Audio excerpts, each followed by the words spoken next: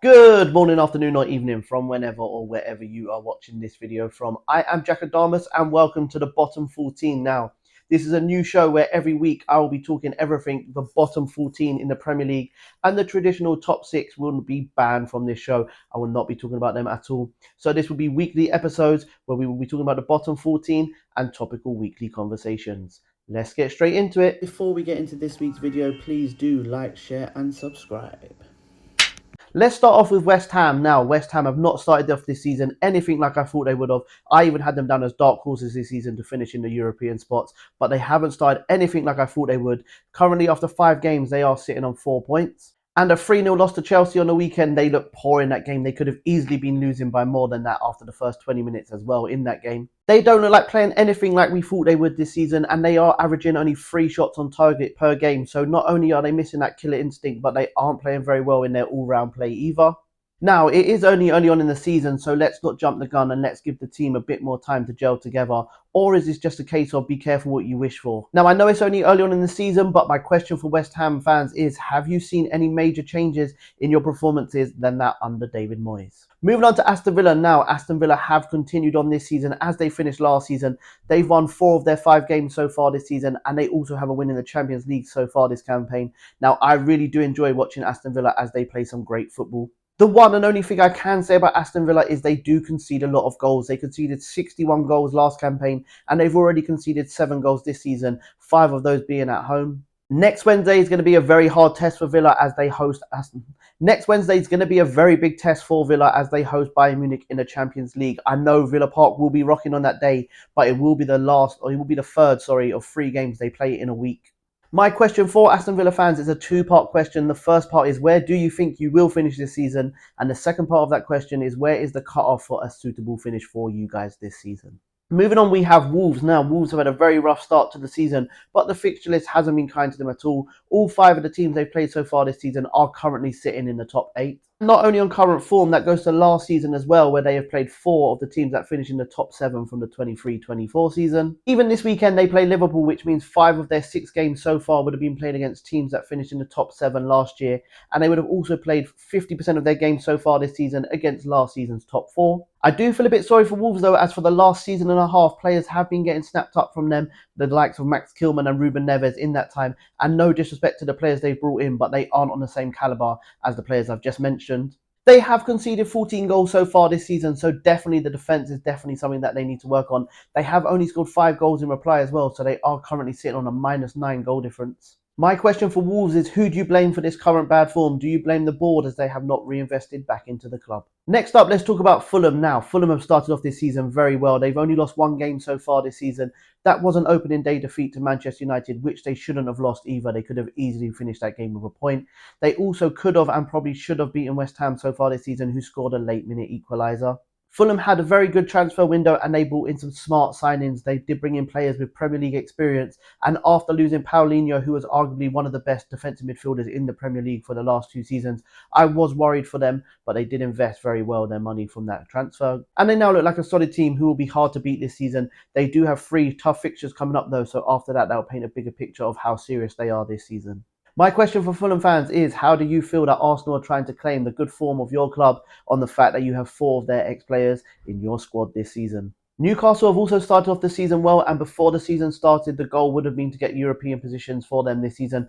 I don't feel like if they carry on playing the way they are, they will make it this year, and that is not a disrespectful comment, that is just how much I rate this Newcastle side. Newcastle do look dangerous going forward, but they just can't find the back of the net. Now, I really don't like that expected goals stat because I think there's so many variables that go with it, but they haven't been able to create a 2.0 expected goals in any of their Premier League games so far this season. They have been lucky to win certain games so far this season, but that does just go to show that they don't have to perform to their best to win games, which is always a good sign. I just feel like we need to see a little bit more from them in the next coming weeks in the fixtures list they have coming up. My question for Newcastle fans is, if you was guaranteed European football next season or you was guaranteed to win the EFL Cup, which one would you take? Leicester's first season back in the Premier League has got off to a decent start, but they are winless in their first 5 games. However, 3 of those games have been draws.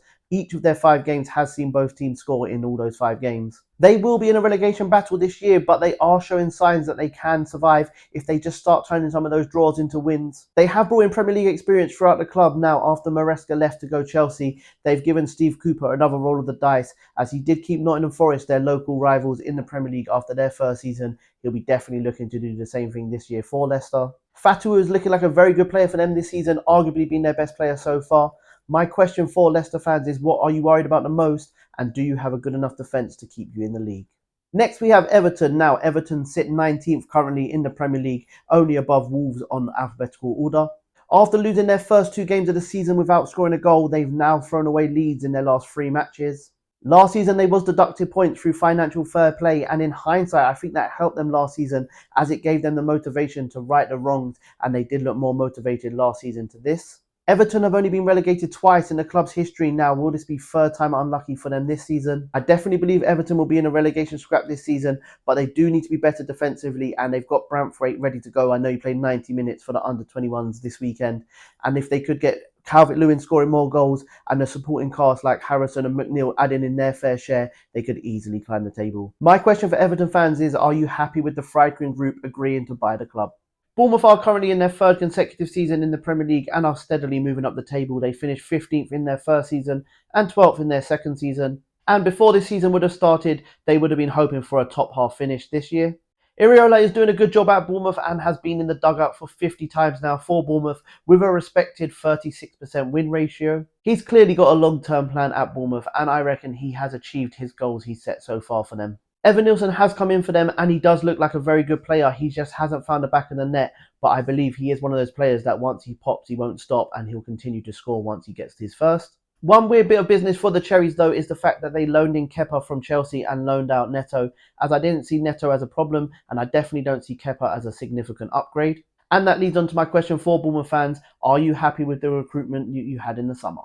Next up, we have Southampton, who was tipped by many pundits and fans alike to go straight back down, and as we speak, they are the favourites with the bookies to get relegated.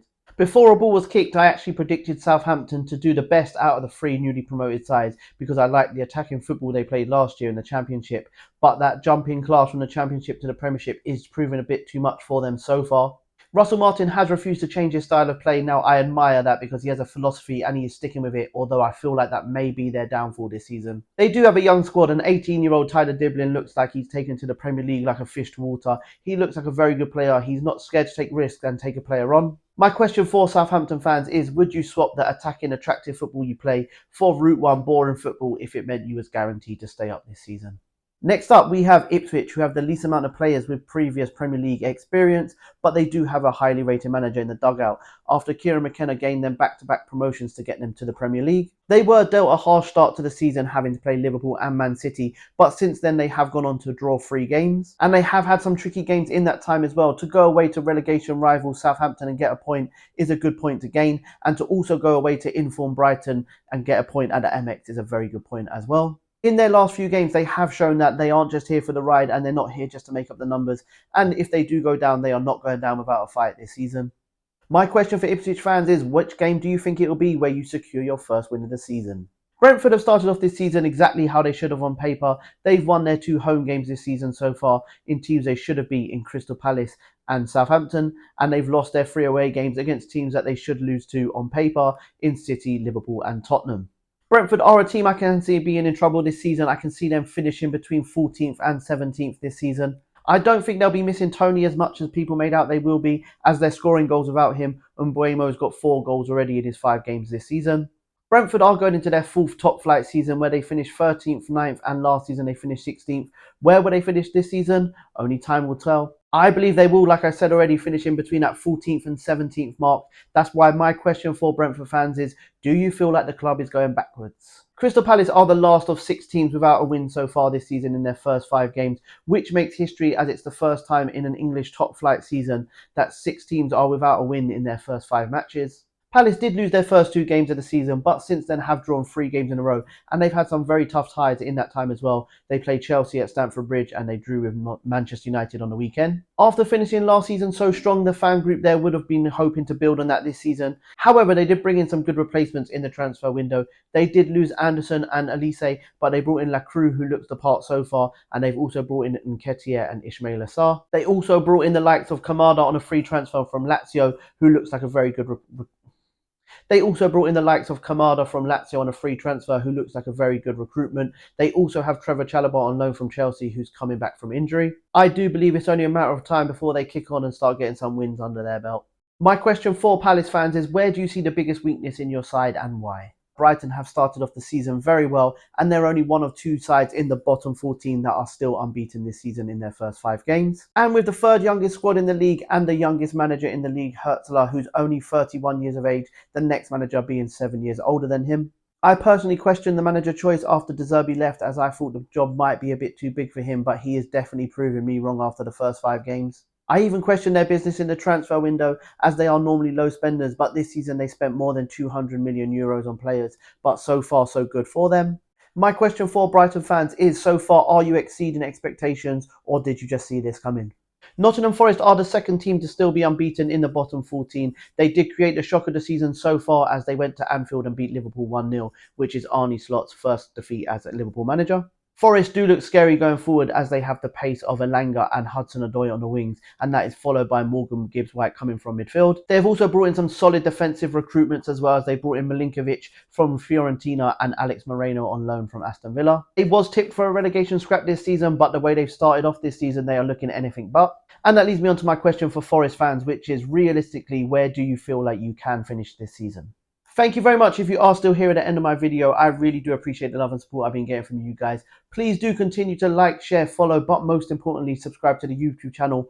Also for this show, what I really need is you guys to comment so I can be interactive with the fans in this, as this is a show for the bottom 14 fans. So please do comment as much as you like. I don't mind. Tell me about your clubs and I'll try and answer them on a weekly basis. I promise you that. I'm also going to put my link to my Instagram page on here as well, so you can send voice notes if like, or video messages if you like. And also, if you want to come on the show as a fellow bottom 14 fan, please do get in touch and I am more than welcome to have you on the show. Have a good weekend. Have a good week, guys. And remember, if you don't shoot, you can't score. Bye, guys. Have a good week. See you on Friday.